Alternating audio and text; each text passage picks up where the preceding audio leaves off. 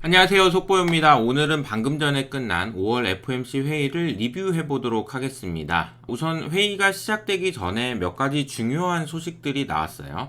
첫 번째로는 미국 재무부에서 QRA라고 해서 앞으로 우리가 어떻게 채권을 발행할 겁니다 라는 계획들을 발표했는데요. 결론적으로는 향후 몇 분기 동안 발행을 늘리지 않을 거다. 즉 다시 말하면은 그냥 지금 빌리는 정도만 빌리지 더 빌리진 않을게요 라고 이야기했다라고 보시면 됩니다. 이 부분은 상당히 채권 시장에는 긍정적인 영향을 줄 수 있는 요인이었고요. 두 번째로는 미국 구인 건수가 나왔어요. 어제 발표된 ECI라고 해가지고 고용 비용 지수, 이거는 좀 높게 나왔는데 오늘 발표된 구인 건수는 낮게 나왔습니다. 그래서 생각보다는 고용 시장이 너무 뜨거운 건 아니네 라는 생각을 할 수 있는, 그러니까 어제보다는 괜찮은 분위기에서 FOMC 회의가 시작됐다라고 보시면 되겠습니다. 오늘 재무부의 내용이 좀 중요했었던 이유는 어제도 소개해드렸지만 현재 내고 있는 이자 수준이 1조 달러란 말이에요. 우리 돈으로는 1,400조 원이나 되는 어마어마한 돈을 미국은 이자로 매년 지불하고 있는데요. 연준이 만약에 금리를 인하하지 않는다면 이 이자 규모는 아마 내년에는 1.7조 달러까지 높아질 것 같습니다. 이게 감당이 안 되는 수준이다 보니까 돈을 어떻게 더 빌리는 거야? 금리는 어떻게 하는 거야? 등등 여러 가지 관심이 연준 입장에서도 중요하지만 재무부의 입장에서도 중요하기 때문이에요. FOMC 회의에 대한 총평으로 월스트리트 저널 같은 경우에는 연준이 좀 더 지켜보자 라는 쪽에 무게를 뒀다라는 것을 포인트로 잡으면서 QT를 줄이기 시작했다. QT의 속도를 줄이기 시작했다라는 것을 강조했습니다.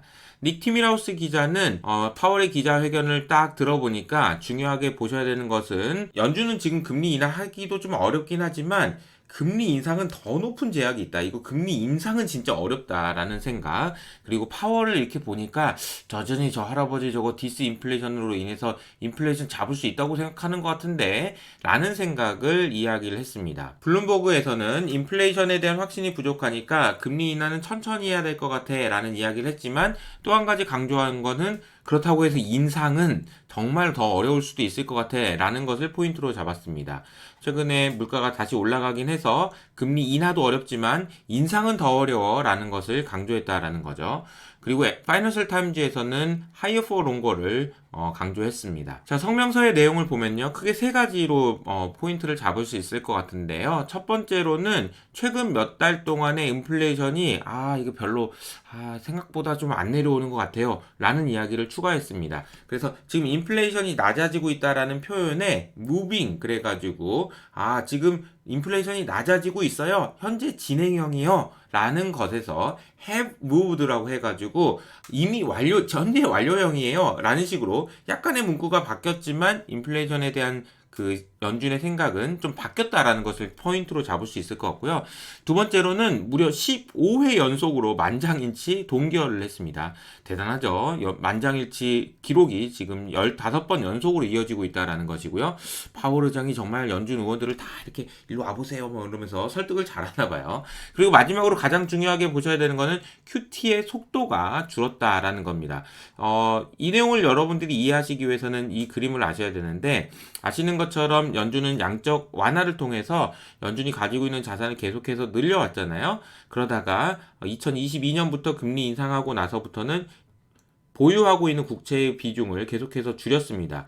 이때 잠깐 삐져나온 것이 SVB 은행 사태에 있을 때 잠깐 올라갔다가 계속해서 낮아지고 있는데 이 속도가 이제는 줄어들 것 같습니다. 사실 이 QT가 어떻게 되느냐, 이 부분이 상당히 중요한 개념을 갖는데 재투자를 하지 않는다는 의미라는 것, 그래서 이 개념에 대한 설명은 밑에 있는 댓글로 놔둘 테니까 여러분들 꼭 한번 체크해 보시길 바랍니다. 이 내용을 소개하는 블룸버그에서는요, 이 도쿄 이야기를 해요. 이게 보니까 도쿄가 지금 새벽 3시인가? 근데 아마도 BOJ에 있는 사람들 잠을 못 잘 것 같아. 지금 되게 힘들 것 같은데 라는 이야기를 했는데, 그도 그럴 것이 지금 엔화가 어떻게 되느냐가 너무 중요하니까 새벽에도 아마 지금 뜬 눈으로 밤을 지새울 것 같다라는 이야기를 했습니다. 뒤에 이제 엔화가 어떻게 움직였는지 살펴볼게요. Q&A 내용을 좀 볼게요. 현재 금리는 제약적입니까? 라는 질문이 첫 번째로 나왔습니다. 그러니까 쉽게 말하면 제약적이라는 말은 금리 지금 높은 거예요? 안 높은 거예요? 라고 이야기를 한 거죠. 근데 파월 의장은 이렇게 얘기했습니다.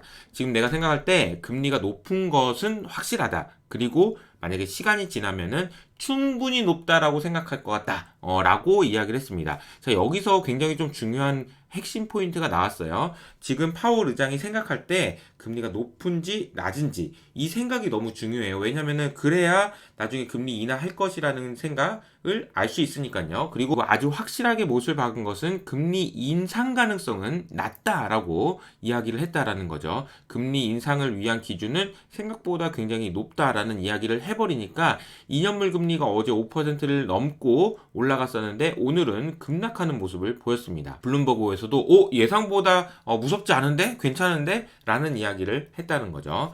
그리고 두 번째 질문도 굉장히 중요했던 것 같아요.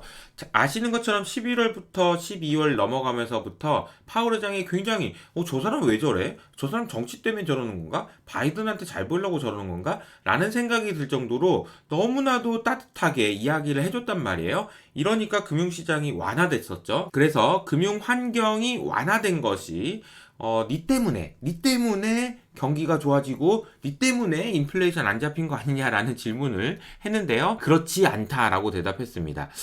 그거는 그렇지 않다라고 대답할 수밖에 없었겠지만 어쨌든 이 질문에 대해서 파월 의장이 아니야 내가 뭐라고 해서 그런 건 아니야 라고 얘기했다는 건 또 의미가 있는 것 같아요. 그리고 이제 점점 기자들이 좀 짜증이 나는지 그놈의 자신감은 언제 생깁니까? 라고 얘기하니까 몰라. 나도 이야기를 했고요.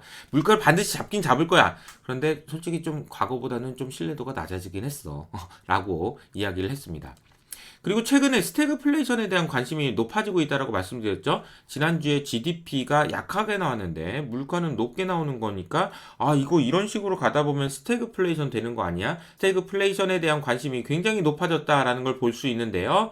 파월 의장은 딱 한마디로 일축했습니다. 이러면서 야 실업률이 10%는 돼야지 스태그플레이션이지 지금 실업률 3%인데 아이고 이 사람들아 이렇게 윽박지르듯이 이야기를 했습니다. 자 그러다가 물가 목표 3% 올리는 거 아니에요? 라고 이야기하니까 아니 나는 여기에 대해 만족하지 않고 2%까지 할 거니까 그런 얘기 하지 마 라고 이야기를 했습니다. 마지막으로는 저는 이 발언이 굉장히 킹받더라고요. 파월 의장의 마지막 발언 한번 살펴보실까요? 뭐라고 이야기했냐면요. 우리가 지금 금리를 굉장히 높게 올렸는데 신흥국 시장에서 인플레이션에 대해서 훨씬 더 괜찮은 것 같더라. 그래서 20년 30년 전보다 글로벌 시장이 덜 혼란스럽다. less turmoil이라는 표현을 썼는데 진짜 열받네. 이 사람이 지금 이렇게 생각하는 거잖아. 내가 금리 올리면은 신흥국이든 중국이든 이런 데서 해도 뭐 한 큰 문제가 날 줄 알았는데 야 이게 괜찮네. 잘 버티네. 라고 이야기하면서 굉장히 잘 헤쳐나가고 있다라는 표현을 썼습니다. 내비게이팅이라는 표현을 썼네요. 시장의 반응을 보면 2년물 금리는 확실히 내려왔습니다. 그리고 유가도 내려왔어요. 그런데 문제는 뭐냐면요. 달러는 내려가다가 다시 올라갔습니다. 그리고 일본 엔화 마찬가지로 강세로 좀 돌아서는가 싶더니 다시 약세로 돌아섰어요. 주가도 올라가는 듯 하다가 다시 약세를 보였고요. 나스닥도 올라가듯이 거의 다 상승폭을 반납하는 모습을 보였습니다. 비트코인 역시 마찬가지로 6만 불 근처까지 상승했다가 다시 내려오는 모습을 보였는데요. 한마디로 표현하면 이런 것 같아요. 아시는 것처럼 지난 11월, 12월 달에도 파월 의장이 강력하게 완화적인 정책을 쓸 거라는 이야기를 했잖아요. 그리고 이번에도 분명하게 메시지를 전했습니다. 나는 금리 인상은 안 한다. 그리고 지금 여전히 물가 잡을 수 있고 등등 여러 가지 긍정적인 코멘트들 했습니다. 그러니까 파월은 최선을 다해서 무섭게 하지 않고 따뜻하게 시장을 어루달래려고 했는데요.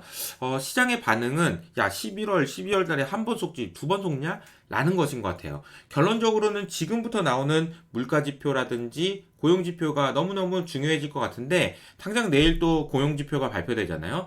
시장이 어떤 반응을 보일지는 계속해서 지켜봐야 될 것 같습니다. 최근 며칠 금융시장의 변동성이 굉장히 확대되고 있는데요. 이럴 때일수록 여러분 건강 잘 챙기시고요. 투자는 원데이 투데이 하는 게 아니고 계속해야 되니까요. 힘내시길 바라면서 저는 여기서 인사드리도록 하겠습니다. 감사합니다. 안녕!